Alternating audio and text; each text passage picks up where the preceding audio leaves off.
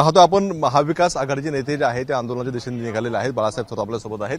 Sir, काय नेमका आज मुद्दा आहे, काय आंदोलनाचा विषय? नाही, आंदोलन तर खूप विषय आहेत.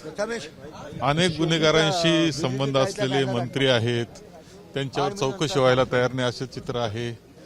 आम्हाला जे काल शेतकऱ्यांकरता पॅकेज जाहीर केलं, अक्षरशः शेतकऱ्याच्या तोंडाला पानं पुसली अशी अवस्था आहे.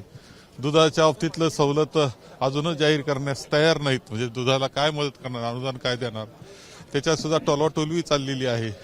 अनेक विषय आहेत राज्याचे. आज मराठा आरक्षण हा सगळ्यात महत्वाचा आहे. काय तुम्हाला वाटतं मुख्यमंत्र्यांची घोषणा कशी असू शकते? नाही, आमचा विश्वास आहे की काहीतरी ते निर्णय देतील, कारण त्यांनी खूप आत्मविश्वासानं शपथ घेतलेली आहे.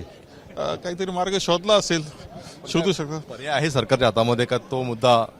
नाही, निश्चित काही ना काही पर्याय शोधतील असा आमचा विश्वास आहे, कारण केंद्र सरकार त्यांच्या हाताशी आहे.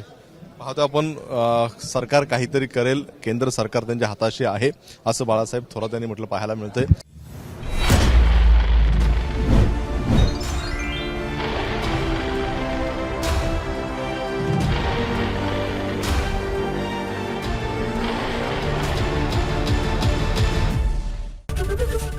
एबीपी माझा, उघडा डोळे बघा नीट.